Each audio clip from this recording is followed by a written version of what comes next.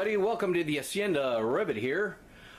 Thanks for stopping by and watching. I know it's been a long time since I put out a video or did any cooking on camera. You know, work gets in the way, long shifts, the garden takes up time, you know, and time flies too. I can't believe it's almost July. But we got some good stuff going on here today. I'm going to make my version of scalloped potatoes, and I'm going to call them Italian scalloped potatoes. The reason why is because we're using basil from the garden, already been rinsed and washed and drained. This year's really good for basil. Boy, those pots are going crazy. So I got a bunch here that we're going to chop up and use in there. We got some Johnsonville hot Italian sausage here that we're going to put in there. So that's kind of Italian-y. We got some olive oil. This one's from Spain, but close enough. We're going to use some lasagna cheese, which is a blend of Maz, provolone, Asiago, Parmesan, Romano, and Fontina. We got the creamy melt mozzarella. It's got cream cheese and Maz. And we got the mac and cheese, which is extra sharp cheddar, American and Swiss cheeses. That's going to give it the creaminess.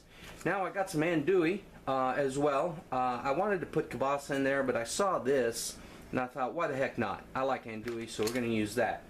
Now, one thing you're going to see here is normally scalloped potatoes have butter. We're going to use olive oil, give that a little Italian twist. And what I don't show here is the potatoes, obviously. We're going to use russets. So let me go ahead and wash them and prep things up, and join me in a little bit. Alright, the first thing we're going to do here is fry up the Italian sausage. And we're going to take this paper off and cook it through. And while the sausage is cooking, we are going to chop up the basil, like so. Alright, so we've done all the prep work. Now let's build this baby. What we have here is a baking pan that I've generously put olive oil on the bottom and the sides. First layer is the andouille sausage. And just like that. Now let's put down a layer of potatoes. Okay, we have a generous layer of potatoes there. So now we're going to use the mac and cheese blend. New York extra sharp cheddar, American and Swiss cheese. Get a little cheesiness down there in the base area, in the basement of this build. Now on top of that, here comes a little bit of basil. Oh yeah.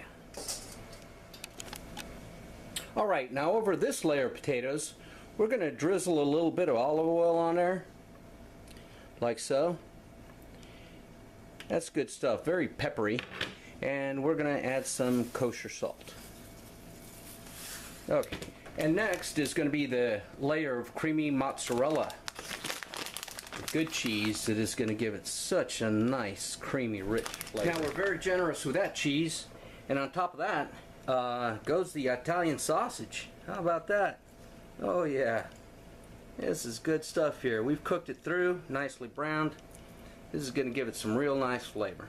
Alright, so we got all the sausage on there. Now we're going to put on one more layer of potatoes. Right, there's the last layer of potatoes. And the final topping is the lasagna cheese. Mozzarella, provolone, Asiago, Parmesan, Romano, and Fontina. Yum! Alright, so here we have it ready to go in the oven. Into a preheated 350-degree oven for 1 hour. Then we're going to check. Okay, an hour and 20 minutes in the oven at 350.